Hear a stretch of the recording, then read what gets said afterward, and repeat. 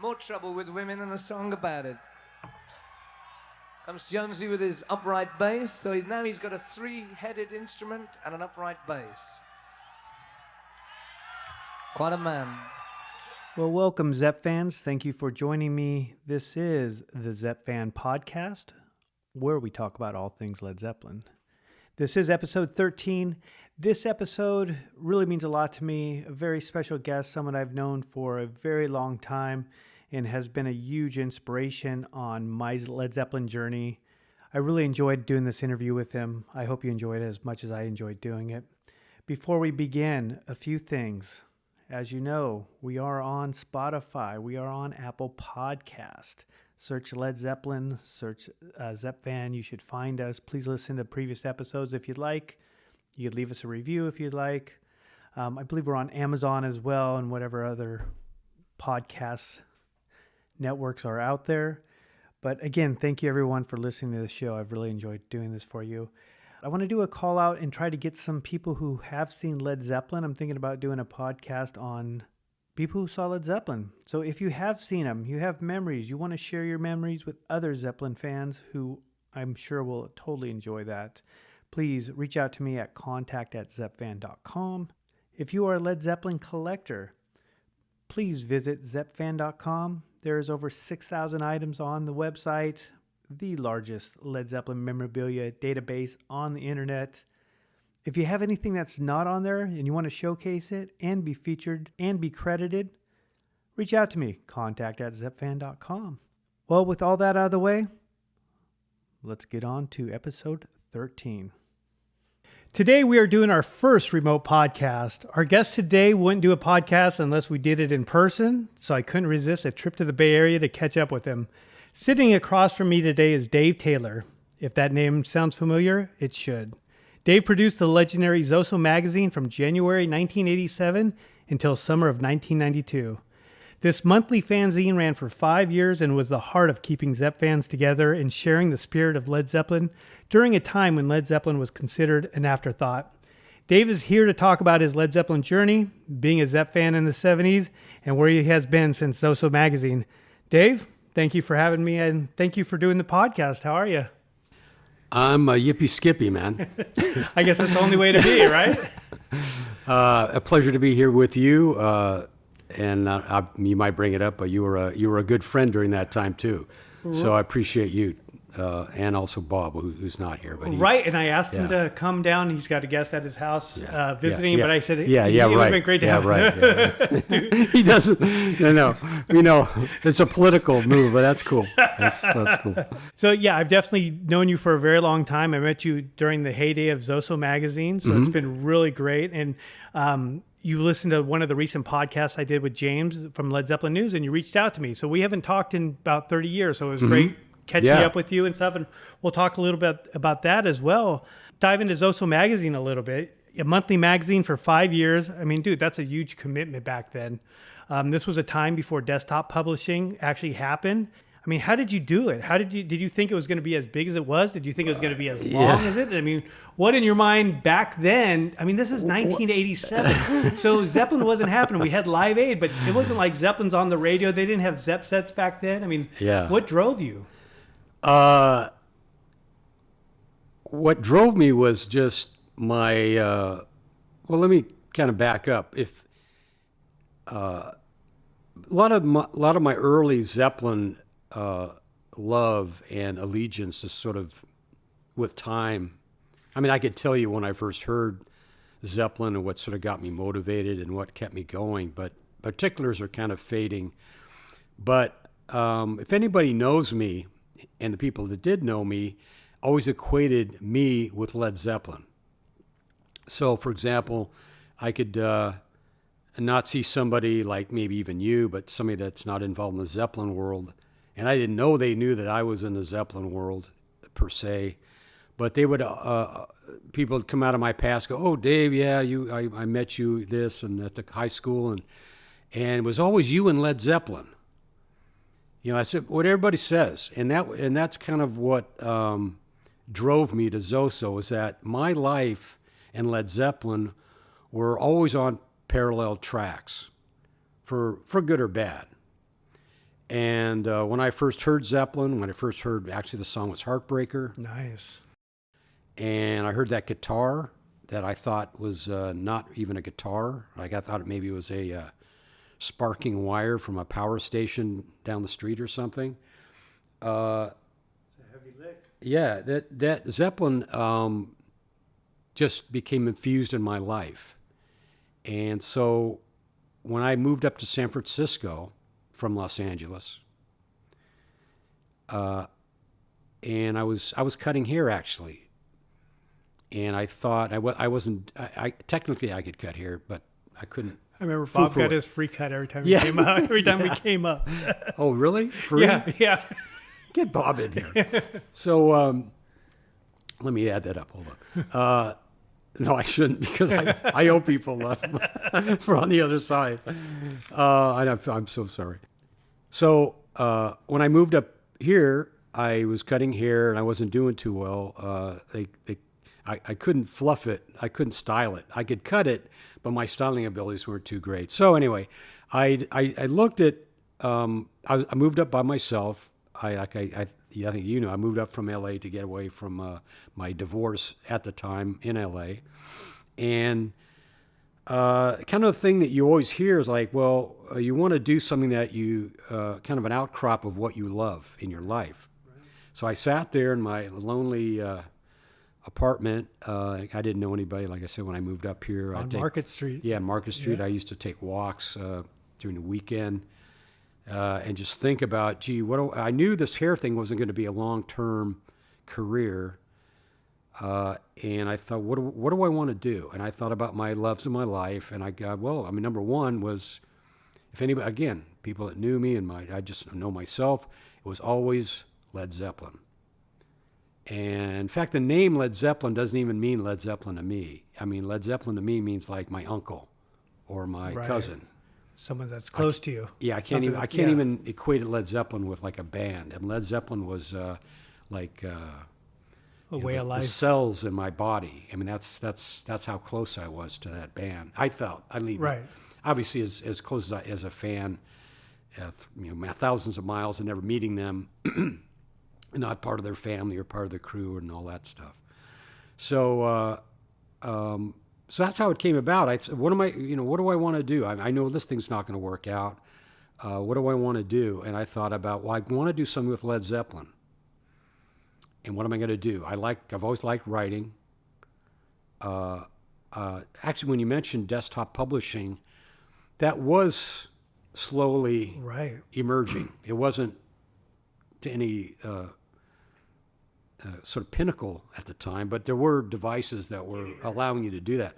For example, I mean, you could scan a photo, but you'd have to put a scanner inside a dot matrix printer that would go back and forth on instead of the printer tape, you'd put in the camera, it would scan the document as it was printing it.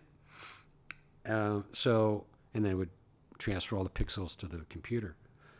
So anyway, I said, well, I'm gonna mess around with a Led Zeppelin publication, see what I can do. And so I just put together some pages and I wrote some stuff and I did whatever graphics I could do at the time as a sort of pen and quill that they were. Right. And I just photocopied them, the pages, and I think I've told you this story. I've told people stories, sort of my nirvana moment of knowing ZOSO was going to be more than just my own thing for a little bit. Was in the high rise that I lived in, the mail room was right as you walked into the elevator lobby. The mail room was right at the end, and you could see into the mail room and the backlit mail boxes. Right. You could had a little window on there. Yeah. And mine was in the very front where you could see, like if I had mail, it would get sort of dark, and you could see it because of the backlit nature of the sun coming in and from the back. And I remember, and again, I did I don't know how many, 5, 6 pages, 8 pages, something like that. Photocopied them, stapled them. I don't know. I had 20 sets of those things. They did a rudimentary sort of cover, And but I always take pride in whatever I do. So I Right. try to, issue 1, number 1. I thought, I had I had hopes that maybe there'd be an issue number 2, and organize it in a certain thing, personal, that I thought, yeah, There you go. go. I'm showing an image of the very first ZOSO Yeah, look at magazine that still. to That Dave. turns me on, man. Right? I'm like, Yeah, you could tell it's all the dot energy of matrix and all that. Plant, running up to the mic. Yeah, that's. What was a big deal picking out that front Yeah, picture, no, right? it You have always to was a feel big it. deal. Yeah. Always, and ZOSO, the front of it changed a lot. Right. And that was look at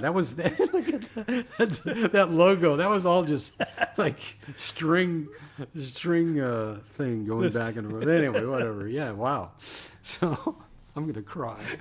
It's good times back then, right? Yeah, That's good. it was. I think. Anyway, Well, so, sure it was. Yeah, it was. So yeah. going to the mailbox, and I think in that was Go ahead. that's been pretty awesome because there's a ton of mail in there. Yeah, and well, you're that's the thing. How is did that you distribute one them with these 20? You mentioned you had 20 ZOSOs. I mean, how did you distribute it? How did you get the word out? Well, see that my way my brain works, even then, even at that time, looking at that, even though it looks good, I mean, to me it looks good. Good times. But it was just kind of a very rudimentary design and everything, but kind of quickly done. But I think it looks cool. But anyway, but I always want to do everything top notch. So even with that, I go, how are people gonna know about it? So I was looking at Rolling Stone, and they had these ads in Rolling Stone. Yeah, that's right. And I go, well, gee, how much is that going to be? And it came out to something like $300 for a little blurb, which Yep. of course at the time It's a lot of money. And, Yep. and for some dope like me, it's like wow. But I just go, I took out my credit card, and that's how I want to make an impact as much as I can. So I know I'm backtracking, but one day I just go, I'll walk in the elevator lobby, and it's black. My mailbox is black. I can't even see any pinpoints of light in it. And I go, you get that thing in the back of your neck, and you go, oh my God, there's people. I think either it's the tax people or subscribers, and I opened it up, and of course. It was a whole bunch of subscribers, and I go, "Oh, now I've got to do something now." There's an issue too now. I just, I bought some manila envelopes and started stuffing them, and of course, then I had to get more, and I had to print out some more, and then I had to obviously the second issue, and it just started. What did you charge for the very first issue? I don't see a price on there. I think $2. I think it was. All right. I think. There's issue 2 right there. Yeah, look at that. God. February 1997. Jeez. The Does object. it say any price It on doesn't there? have a price yet, so I think you're going back and forth. I think it on- was $2. Yeah, Yep. I think it went up to 4. I think it went again. See, I don't keep sort of tabs on it or anything. Well, but I think back it then- started at 2, and it was $20 for a year or something like that. Yeah, printing and, wasn't cheap back then either. I mean, it's still not that cheap. But back then that wasn't printing. That was just photocopies. Yeah. That Yeah, because thing. you could see the staples in them. Yeah, and I would just inside. staple it, and it was just like a haphazard, just fly by the seat of your pants. But again, it was a lot of passion, a lot of, that was, and again, going back into my life, I mean, to show, I mean, I'm sure a lot of people listening did the same thing, but I mean, the hours, I would, maybe if you put together the years I spent listening to bootlegs, Right. How many people besides me, that, I mean, where you almost want to cry, where you spent so much time putting on bootleg after bootleg after bootleg. Because you had nothing of the albums and you want more. Yeah, you just go, just going through, listening to concerts after concerts and going, oh, is that a new song? Right. That they didn't do that.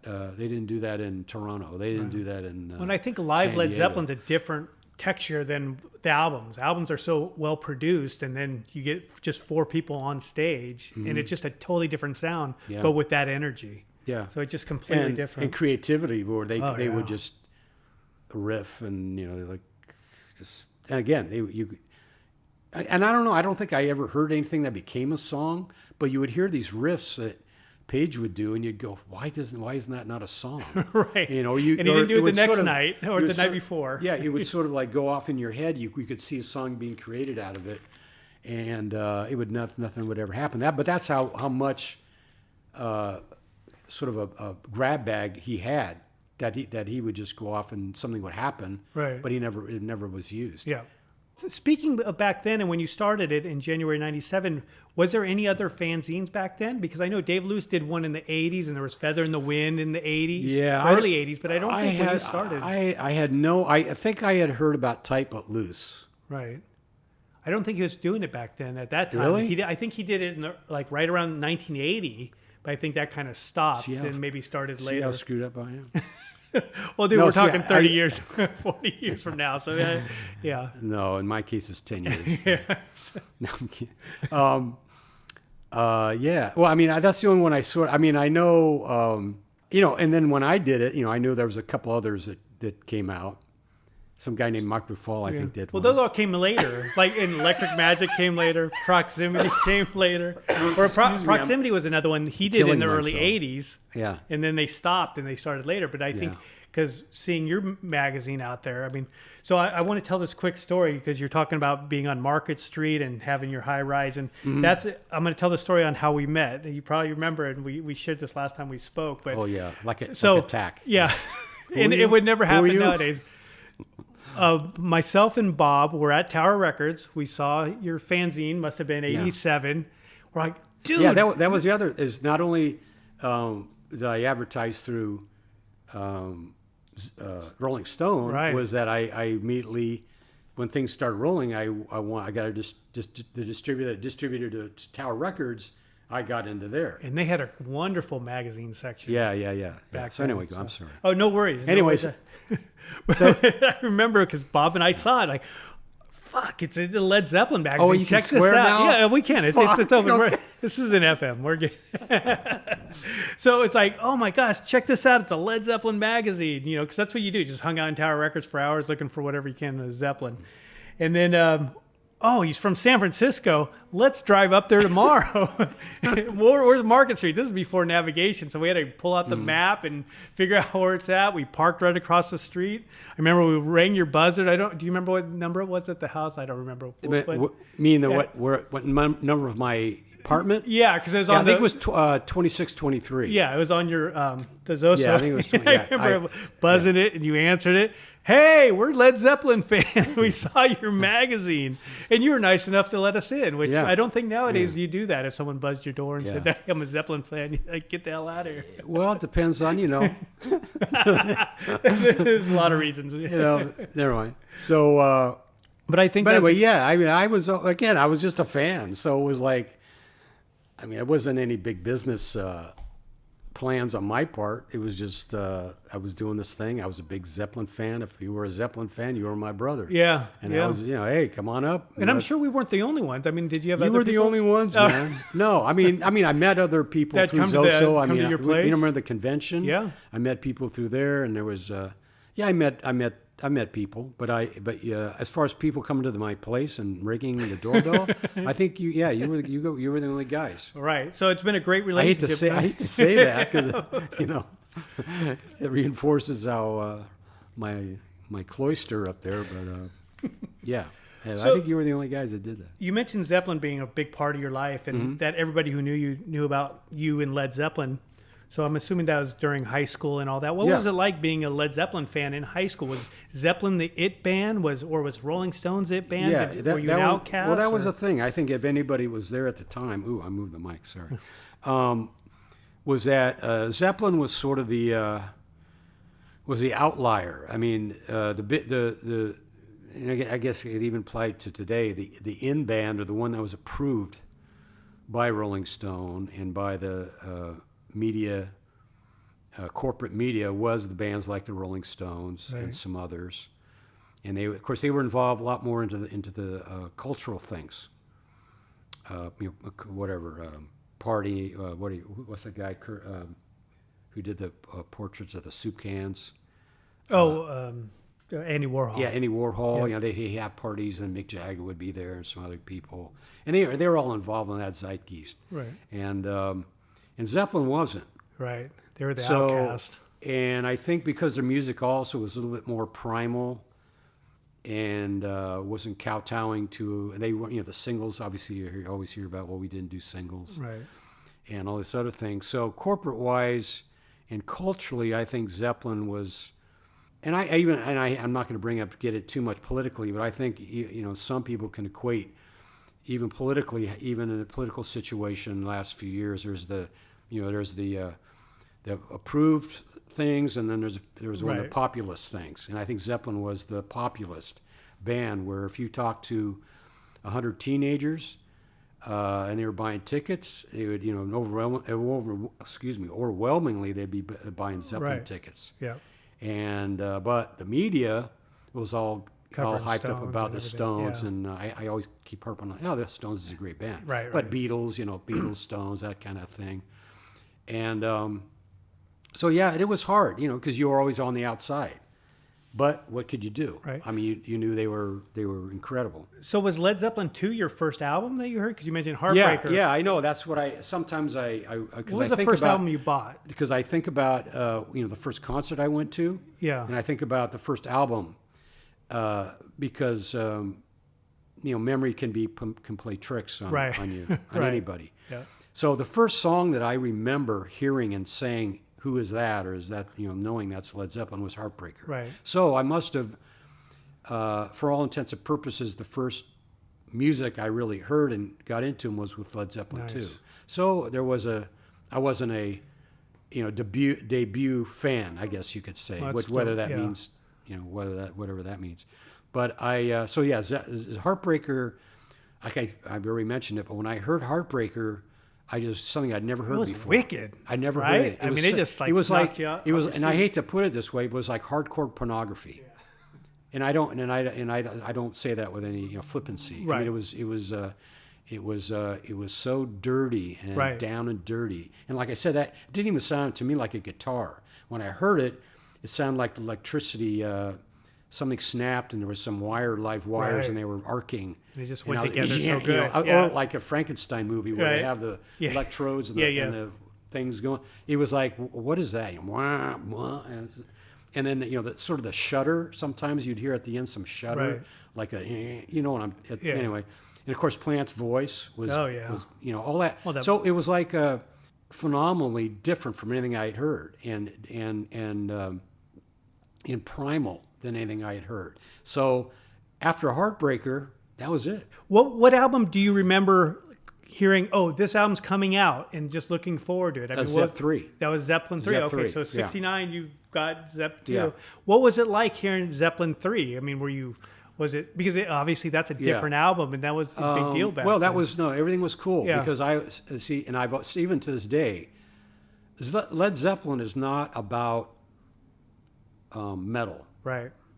To me, Led Zeppelin is about creativity, and about within that creativity making it as bold and as majestic as you can. Right. So you can do that with acoustic. You can do that with anything. You can do that with hip hop, and of course, majority of hip hop or majority of acoustic is going to be bullshit, right, and mediocre, and tiresome. But if people understand what Zeppelin was about, even the acoustic is going to be like that. Right. It's going to be like Heartbreaker. It's Zeppelin. It's just balls to the wall. Of course, not only even Zeppelin at times didn't. Right. There's sort of anybody. You're not going to always maintain that. So when I heard Led Zeppelin 3, and it was so interesting. If you really think about the time then, and the times then, with no internet, no social media, but everything done through your record store and your radio station, your DJ. was that it was just incredible to know. Well, like 6 months out, like in L.A., Jim Ladd, KLOS, or KMET, KNAC, which is down in Long Beach, all these rock stations. They would we just heard we got over the wire, I don't know whatever that means. We got over the transom. We got word from Atlantic Records that the new Zeppelin album will be out in 6 months, and you're like, counting down. You're like, fuck, oh my god, yeah. It's been 2 years, and you think of these wizards out in the hills of England, and they're doing their potions, and because that's what all you to knew me. They were of. like magicians because they the way that what they put out was so incredible. So then Zep 3 came out, and so I love second side where That's the Way. Right. And see, I can't now. I'm being like, I can't remember. That's the Way. Tangerine, and what was the other one? There was another Hats one. off to Roy Harper. Yeah, but I mean, there was another acoustic. It was on the side too. Friends was on one though, but yeah, that's... it was beautiful. It was just beautiful because it was all done. Bon Voyage Stomp. It was all done, balls to the wall, and done with every last drop of creativity used. So I loved it, and of course the artwork, the album artwork. Everything.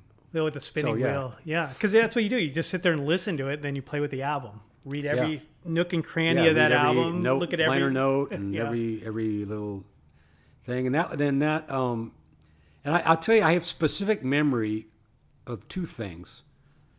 I have specific memory of listening, because they'd have listening parties.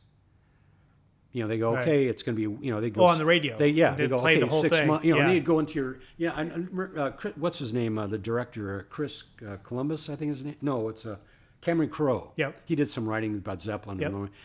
His latest film, Licorice Pizza. Mm-hmm. No, but I don't know if that was a record name of a record chain in L.A. Licorice Pizza Records. Yeah. And of course, I don't think they ever referenced it in the movie, but I used to go to Licorice Pizza on Wilshire Boulevard, and they would have a little chalkboard. And that's part of the thing. You walk in, and one day they would just be, Led Zeppelin, proposed date, March 1972 or whatever. And then you'd hear it on the radio. But I remember specifically Physical Graffiti, and also In Through the Outdoor, where they would have, okay, Tuesday, Monday Tuesday or Monday at 10 a.m. We're gonna debut, cool, Physical Graffiti. And I really remember, maybe because it's the latest one, but In Through the Outdoor. Yeah. I was in my parents' house. I had all the stereos. I had all the transistor radios, and hearing in the evening come on, that because you never know what it's going to be. When you hear that, you're like, what's going to happen? Yeah. And it's like, oh my! And you're almost like having an orgasm, literally, and you're almost. Urinating and everything else, and you're just like, and then here it is, the new Led Zeppelin. You hear this, and in the air. Yeah. What was your thought of that album overall? I mean, because it was weak. Right. It was weaker than the others. Right. There were songs I liked, but and you had to wait a lot longer for Zeppelin album 1, 2, 3, 4 Houses. It all seemed to come year after year. Then all of a sudden we started having to waiting for Physical, then Presence, and In Through the Outdoor. But Into the Outdoor. I wasn't impressed as the others. What can you say? I mean, no human being is perfect. No band is perfect. You thank God they were even still around, and there were songs on there that were great. Right. Call My Love. And each album has different texture. So that was just another Led Zeppelin texture. Yeah. Where do you think Zeppelin would have gone? What do you think the next steps? Would you think the 1981 tour would have been successful in a sense? Do you think they would have made it? Because what exemplified Zeppelin's possible direction in the 80s was seeing John Paul Jones in 1980 with his mutton chop sideburns, and he looked like he was ready for the next phase. Right. I don't know if anybody picked up on that, but when I saw John Paul Jones in the 1980 tour, I go, they all went through a transition. They're all going to be. They all know what's got to be done, and they're all going to be going. And of course, the fact of knowing that the Chicago Tribune was having tickets, and all the crowds that were waiting for the vans to come by for the tour that never happened. I don't think there would be. Now, of course, you look at Coda, and that would have contained some of the songs, I guess, of the. Now, Coda. Now, see, to me, that was underproduced musically, and it could have been. Songs, there were some great songs on there. Right. And whether they just were slapdash because... Well, that Wearing and Tearing should have been on In Through the Outdoor, 100%. Yeah. I think that would have been pretty amazing. But I'm saying that the production value of all those songs were lackluster to me. And who knows if some real effort was put toward... and who knows? I don't want to say there wasn't any effort, but I'm saying that going forward... If you look at Coda as a sort of a signpost, I don't think it would have any problem. Right. I don't think he would have any problem. Well, there was an interesting thing on YouTube that I think it was an engineer came forward and he was talking about that album. He was asked to help out on that album. He was originally at Soul Studio, worked there before Page bought it. He stayed over after Page got it, and he said he helped on that album. And his words were somewhat that Page wasn't really, he was pretty much agreed with everything in the sense he wasn't really much there. Right. So it's, this guy would produce it or not produce it, but, put the engineering effects on it. And what do you think of that? Oh yeah, fine. So Page didn't seem to have a lot of input on that. And so that's that could be another why it doesn't have the Zeppelin subject sound. that I feel, has got to be put in the mix, is that Page became broken. Yeah. Right. And I almost want to cry because, it affected me. Right. But if it was going to affect anybody, it was going to affect Jimmy Page. Right. And you could tell, his whole body changed. Right. And he couldn't really play guitar anymore. And if you look at him in arms, Just didn't look like him. And you could understand it, Right. Because if I was affected, to know that. You all right? Take a breath. Take a There breather. would be no more Led Zeppelin. For the guy who created it. Right. And was and you can talk about everybody else, and John Paul Jones maybe taking a bigger role later, but Led Zeppelin was Jimmy Page. Right. And for all intents and purposes, not that everybody else, but he, that was His band. Yeah. his a lot of most of his creativity was directed out of that. Because if you look at, because we don't know about Bonham, but if you look at anybody's projects post Zeppelin, nothing compares. In any capacity. Right. So the only thing, well, I could keep talking. The only thing for me was that Page Prant, Page Prant project, Truth. You thinking just the Unleaded project? Yeah, and they did Truth that. Explodes. Yeah, Truth Explodes. Yeah. That was a Zeppelin tune. Right. And as raw as it was, that was a Zeppelin tune. But anyway, so where were you? so that my point being is that I don't know what my point. I just wanted to weep. I just wanted to do We all do. do a live weep into the microphone. And well, where were you when you heard about Bonham passing? I was. It's like the day JFK got shot. Laugh. Everyone's gonna know. I was actually with my ex-wife, and we were driving intrastate from I think it was from the San Luis Obispo area to LA, and we stopped off at a I think maybe I'd heard it on something on the radio, and I stopped off at a liquor store and got the paper. Oh, so you didn't hear it on the radio? Well, I think because there must have been a reason for me to pick up the paper. Oh, see my memory, I don't, know. But I wouldn't just stop the car. Let's get a paper, honey. I gotta get the Oxnard Times, man. Something's in there. I read it there, that he had died, and that's how I really found out. Because something, I don't know, it wasn't like really, I wasn't really convinced or something, but when I saw it in the paper in Oxnard, it was actually in Oxnard. There is a town named Oxnard. I didn't just upchuck or something. There's a town called Oxnard, and I stopped, got a paper, and I saw it in there, and it was just, it was like, did you think your whole world stops? Did you think they were going to continue? Because of course, other bands get other drummers. Yeah, I thought they would. Yeah, I thought they would. Yeah. And but I was totally expected that they didn't. 100%. And but then that's a whole other subject. Yeah, I know. We'll hit that in a minute. I know how your feelings towards that. And anybody that read ZOSO knows that. Yeah. So. Well, okay. So you talked about growing up in Southern California. Mm-hmm. You mentioned seeing them. How many times have you seen the band? I saw them. I know I saw them twice in '77. I know I saw them once in '75. I know I saw them once in '73. I know I saw them in '72. Now that's where I thought I saw them in '70. Mm-hmm. But that's a Blueberry Hill concert, right? Mm-hmm. And I have a specific memory of going to a concert and seeing bootlegs at the LA Forum. I always went to the LA Forum and seeing bootlegs on the ground and buying one called Live at Blueberry Hill. Right. And that was my first bootleg. And so they couldn't have recorded the concert in the future and brought it back, right? So my first concert was was there 71? Is there? Yeah. So it was either 71 or 72. Yeah. Because I don't think God, if I was 70, I would have been, I could have been. Yeah. Because I was a real small, I was a kid, man. And I went to the Mutual Ticket Agency, and I went, I think by myself. I just wanted to go see Led Zeppelin because I was enthralled with them. But then again, if Zeppelin, I don't know, so I heard Heartbreaker. What time did Zeppelin 2 came out? 69. I know I saw them for sure in 72.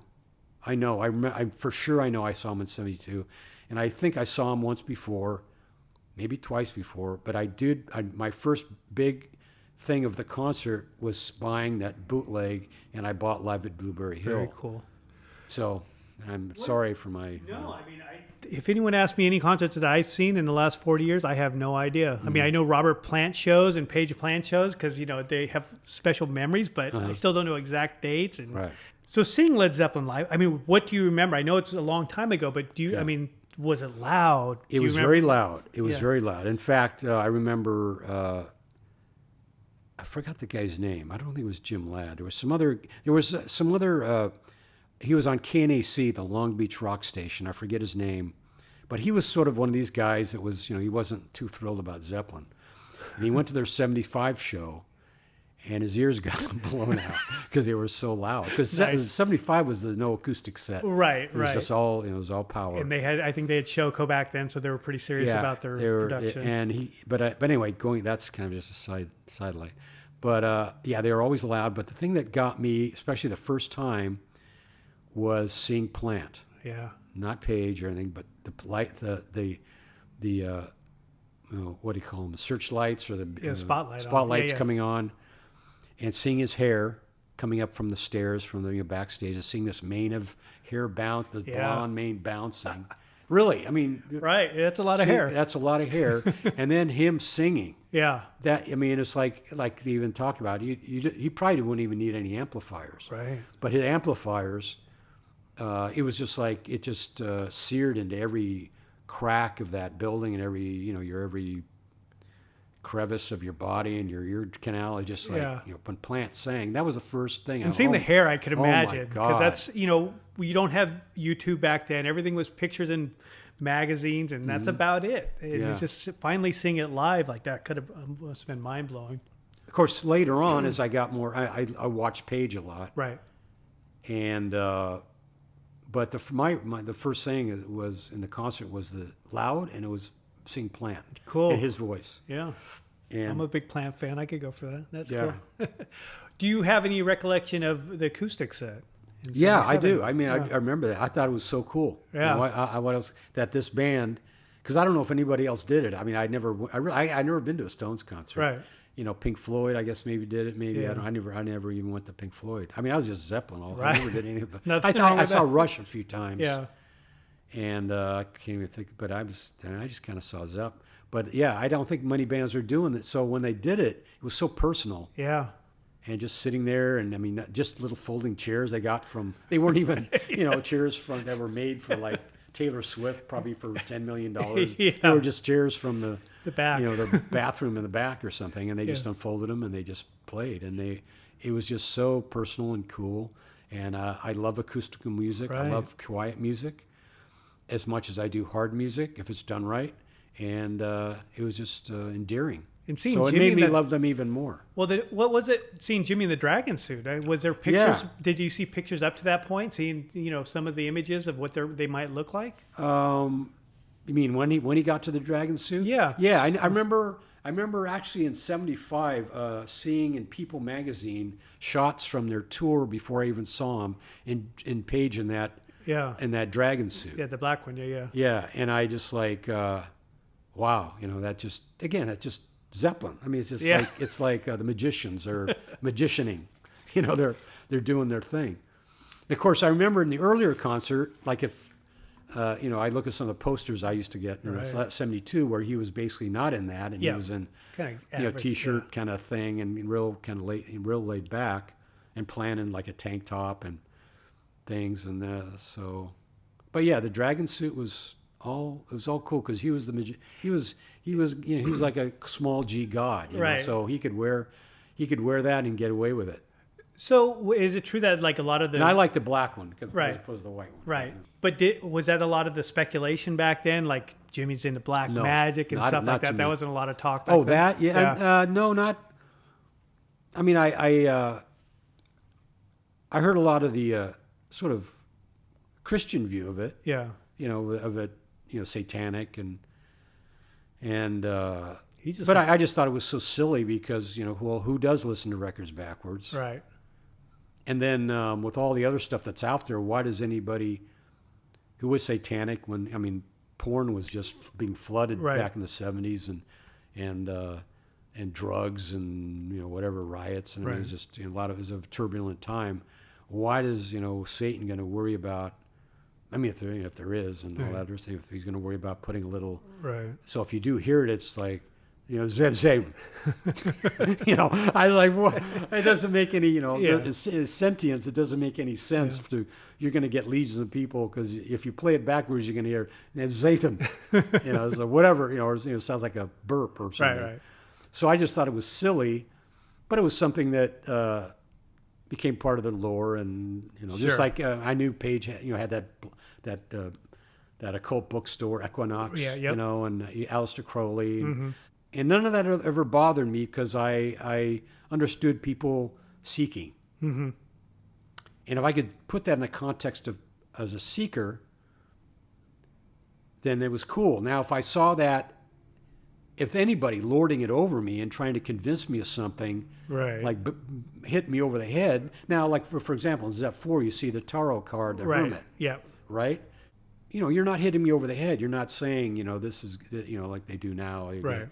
Do something in the concert or say things or, it was all just very part of the art. And if it's part of seeking, we all do sort of we look at things that maybe are questionable. So I never let it detour me from I thought about it and I researched it. Right. I thought it was silly. And if you really wanted to talk to somebody about it, you could pretty much debunk it pretty quickly. Right. So I never gave it much credence, and I just went on and just went on. So let's go back to your time at ZOSO magazine. Uh-huh. During this time, you've obviously met a lot of great people, myself included. Two great people. Yeah, two people, and Bob, who's not here. Mark. No, I think it was Mark and Bob. Yeah.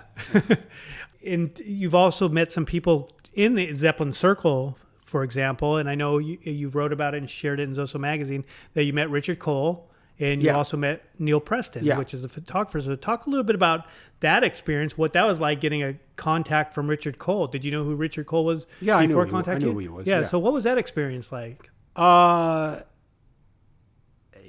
just like Neal Preston. Cool dudes. I would say Neal Preston was a little bit more personable. Mm-hmm. He provided some great shots too, for the cover. And because he was more involved with the magazine, I sort of appreciated him more.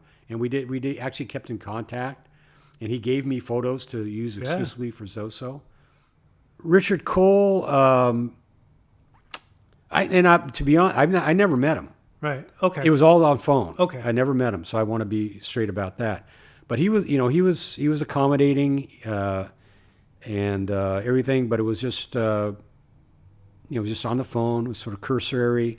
He had his time, he had his things to do, and did what we had to do, and that was it. Did he reach out to you? I mean, what was the purpose of the call? Yeah, he reached out to me because I was doing some articles about what he was doing. I think it was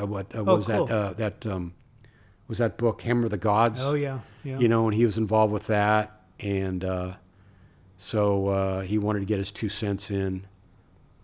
But Neal Preston was the one. I met him a number of times. He was always very cool, and he helped the magazine out. And in fact, we were going to do, at the end, we were, talking about doing some little projects, things that to go beyond ZOSO. Right. But it never happened. And mostly because of me, because I go through the different things of being engaged and not engaged. Right. And at that time, things were getting sort of weird with ZOSO. And Of course, you met a lot of great people, but I know also you were contacted by Jimmy Page's lawyer at some point. Yeah. I mean, what was that experience like? And did that deflate you at all? No, it didn't what was deflate the me. purpose of him?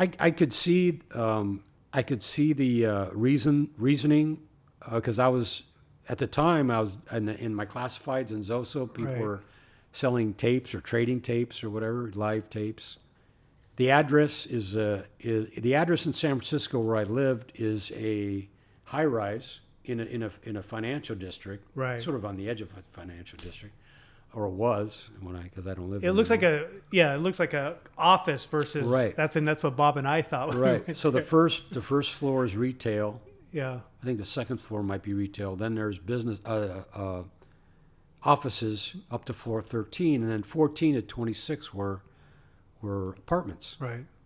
Just not knowing, just walking by it, and if somehow they got wind of ZOSO and these guys and how corporate are they, how big are they? Oh, Market Street. Of course, you couldn't do a Google Earth, I guess, Right. at the time. But if they sent somebody locally, In San Francisco's a big deal. They're in big this deal back big then. high Yeah. rise, and the ground floor, I think they had a Wells Fargo bank, and some. So I mean, you could sort of put two and two together. Yeah. And that maybe this guy's a big deal. Yeah. So I was contacted. I'm trying to again see memory. I'm trying to think whether it was by phone or mail or what. But anyway, I was contacted. I forgot his name. Jeez, I forgot his name. I remember I can see him in my head, but I forgot his name. Yeah. And we met. He said Jimmy Page is aware of and Robert Plant are aware of your magazine. They like it. But they don't like, especially Page doesn't like the bootlegs. Yeah, selling the bootlegs. Selling the Yeah. They're trading the bootlegs, which again, I can go on for another hour about why, We'll do anyway, part 2. Yeah, why anybody would care about bootlegs because they're only nuts like me and Yeah. you. It's And kind of what kept the band alive for a long time. I mean, they too. would ever get in. I would tell people, I said, do you think if Macy's had the bootleg for sale in the window Yeah. and would be playing it, 10 people maybe would buy it. Yeah. So anyway, so but anyway, he quickly realized that I was not, Big corporation. I invited him up to my apartment, and he saw the stacks. It wasn't ZOSO Corporation, right? Yeah, it was stacks of magazines on the floor, and my stacks of envelopes. Because I actually sold licensed T-shirts Right, I through remember. Winterland because I wanted to be as legal as possible. And so I had posters and T-shirts on the floor, and it was just like a big college frat Right, room with yeah. all this Zeppelin stuff everywhere. And he quickly realized I was just a fan. Yeah. So we talked for a few minutes. He realized I was a fan, and he left. Let me get the fuck out of here because this guy's just a dopey fan. Anyway, so he wanted an issue every month, and I told him, I looked at him right in his face, and I said, whatever Page wants, Page gets. Yeah. So I'm going to, Right. quote unquote, take him out of the magazine, and they won't be in there anymore. Yeah. And I did, in a way. Yeah. Supplement. So, flyer. so, and just like with any regulation, and people try to stifle things, you figure a way to Right, get around right. it. So anyway, the few people that wanted the few Zeppelin nerds that wanted to do it Still got were it. still able to do it, but it was Right. done in another way. Very good. So, and then I kept sending him, and I never, of course, I wanted to meet him, and hey, Right. and they never, I never met any of them. I was just a cog in the Yeah. fandom, and maybe presented, if I had some sort of slick office, maybe, and I was, they might have taken some more notice, but they realized quickly that I was just a Right. Just a fan. and Knocked that his was stuff out. it was see you later, and I never really heard from him again. That was it.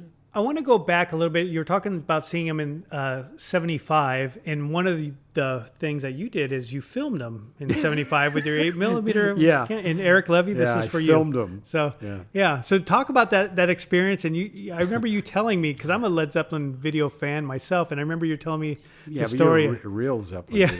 Yeah, you're telling me the Isn't story. your channel? Your license plate is Zepfan. Anyway, yeah. Yeah. So I remember one of the stories you were telling me about, it was and I don't want to ruin the conversation, but you did say it was for a school project. But so talk to me about what drove you to do that. And was there any extra footage that you could possibly cut out of it? No.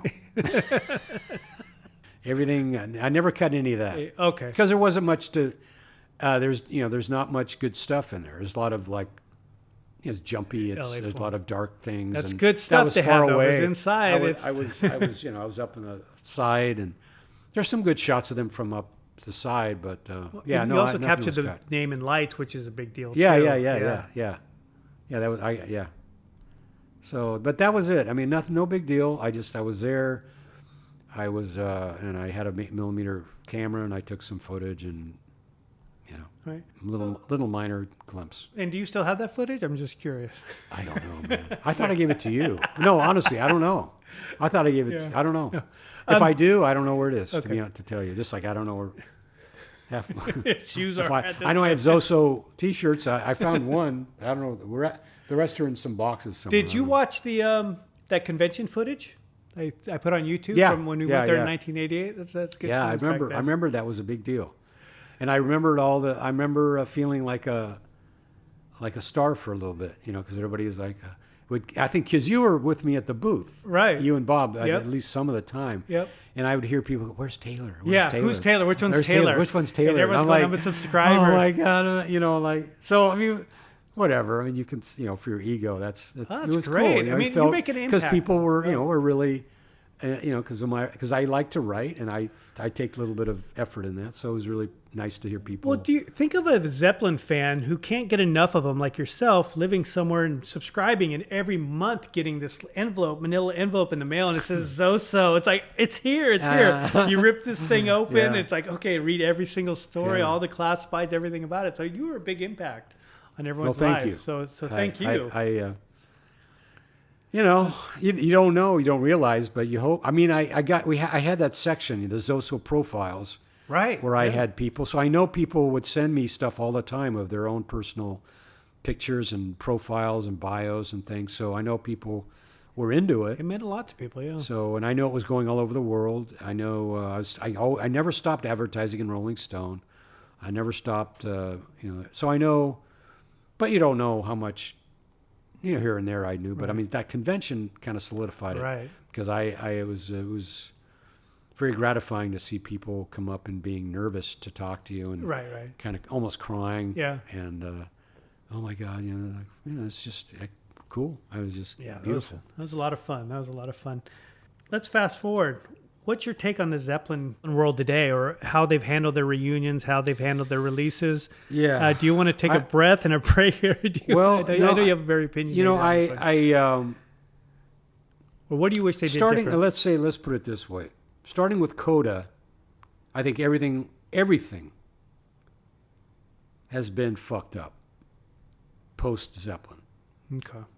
Box set, 1990 box set. All the graphics, all that stupid to me. Yeah. I mean, they had that celebration day, there was some like theater looking, supposed to be Song Remains the Same. Yeah.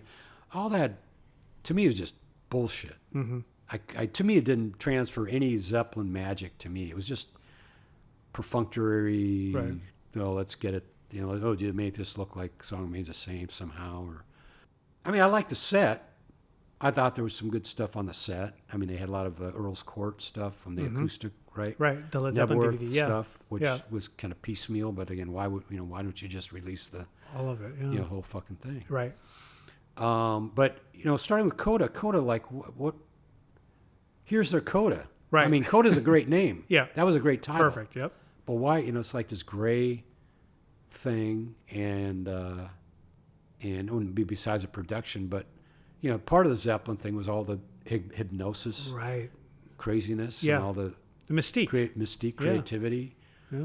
And then we get this this gray kind of thing. And from there, to me, it was just continuing for whatever reason, whether because, and I won't cry this time, but because Page was broken from that, and he didn't. And I've been through things like that where you don't want to be involved because you're so broken and you're depressed and your life's been changed, and I understand that. At the same time, I don't know what to say. They should have had me, or somebody should have stepped up and said, hey, we got to do something that's going to, when it goes to the record stores or whatever CD stores, it's going to knock people off. Even if it's Coda, it's going to be the celebration day, with this, I don't know, with the sunbeam and this. Right. For example, Sammy Hagar did a version of When the Levee Breaks. When the Levee Breaks. Yeah. Incredible version. With, I don't know the black guitarist. I don't know. Incredible. Right. One of the best I've ever seen. Yeah. And he had this montage of this Zeppelin going across. It was beautiful. Right. But it was the way it was done. Not that nobody's never used a Zeppelin before. Right. But it was done to where you went like, where your toes curled and you go, you saw the power of Zeppelin in the whole exchange. I didn't get any of that with Coda. I didn't get any of that with the little inane little celebration day ticky tack crap that they did. It was all just I wasn't impressed by it. And of course we get into what's going on with Zeppelin history and with Zeppelin legacy. Right. And of course, that's another subject. I don't know, because I was very vocal about that, and still am. Yeah. And it still pisses me off, and it's still I have a sore point about it, that it was handled in that way. And that's sort of the way everything post Zeppelin, for some reason, was handled. And I don't really understand it. And I sort of, although I'll forgive Page because he was broken. Right. And maybe to a certain extent still is broken by it. The managers or the, Jones, although he was obviously not in the picture a lot because of mischief, but Plant, other people, attorneys, creative people around the band, I'm not there, but something was not. The ribbon was not tied. The bow was not cinched the way it should have been post Zeppelin on any project, really, to me. Very good. I always like to end it with this kind of just one word answers and stuff. So I'll ask you this, and you can kind of tell me what you think. Favorite Zepp LP? Physiography. Favorite Zepp song? 10 Years Gone. Are you a Jimmy Page or Robert Plant fan? Jimmy Page. Should they have continued after the O2 show? Yes. How about the first Zepp solo related concert you attended? Probably Arms, right? Arms was before Plant, right? Yep. Yeah. Arms. I went to Arms. Your favorite live Zeppelin year? Wow. God, that's tough, man. I mean, for me attending it, probably 77. We covered the first bootleg you listened to. Well, I would say 947. Mm-hmm. Is that it? Correct? Right. Okay. What was the last bootleg you listened to? Probably the, again, I'm just saying probably the Copenhagen, second night Copenhagen. Yeah, I love that. Those are great shows. Ones, yeah. Last Led Zeppelin song you listened to? When the Levee Breaks. Nice. Favorite solo project? No comment. Favorite solo project was, well, I'll tell you. I mean, again, I always yappity, but I liked Plant at the beginning. Yeah, I liked his stuff, but I did. Like I said, the only thing I could say, I wasn't. Page's solo, meh. Plant even at some point, meh. Yeah. Jones, meh. But I do like, was it Truth Explodes? Is that it? Yeah. That to me, Page and Plant, yeah. finally, not that it's, you're perfect or you want to hold it up as like, but to me, that's Zeppelin came back at that moment. Did I ask you favorite Zepp song? 10 Years Gone. Yeah. Okay, I did. Yeah, you did. I love that song. I thought it was Sick Again. Well, that's one of your favorites. Yeah, you know, I mean, yeah. Last time I talked to you, you said Sick Again. Yeah. I mean, yeah. It's something off Physical Graffiti. You're right. Yeah, I mean, I would say they're two kind of different songs. Yeah. But yeah, Sick Again. Yeah, I mean, I'm sorry. Sick Again and 10 Years Gone. Yeah, okay. Go on, do you ask me one? For the power of Zeppelin, it's always, I would say, I would always pull out Sick Again. Are you sure? Is that your final answer? And I'm sick now because I fucked up that. So Dave, dude, it's been an absolute pleasure. You and I told you this last time we talked too, because we haven't talked in about 30 years, and we met up last week, or not last week, last time we came up here. And you've been a huge mentor to me and just kind of inspired me in my Led Zeppelin journey, just everything that you've done. I've seen everything you do with ZOSO magazine. So it's just like, yeah, you've been a huge influence on my life and my Zeppelin journey. So thank you so much. And you have with everyone else who's read ZOSO magazine and comes across it on eBay. It means something to somebody. So thank you so much. Thanks for joining me. We could do a part 2 sometime. But other than that, any last words? I hope we do a part 2 because I do have a lot of feelings about it, which some people may share and feel some kindred thoughts about it with me. But I just want to say thank you. And I would also want to say, because I know ZOSO at the end became kind of murky as far as delivery. People had paid subscriptions and that's a tough part. And there was there was some. I was around the time of that economic thing back in the and I tried, and I still every once in a while I'll wake up in a cold sweat because because I went through years of thinking I'm going to get out that last. And then the next one, it's going to come back. And I just, and never did. So I'm sorry that, people, if you're out there that you paid and you didn't get issues that you were, expecting. I'm sorry. And that's all I can say is I'm sorry. And thank you. Thank you so much, Dave Taylor, for joining me for episode 13 of the Zepfan Podcast, all things Led Zeppelin. I don't have much else to say. Thanks again, Dave. That was amazing. Want everyone else to enjoy their day, enjoy their night. Crank out some Zeppelin, of course. Listen to your favorite song. Maybe something off Physical Graffiti. Do it for old Dave. I want everyone to have a good night. See you soon. Bye.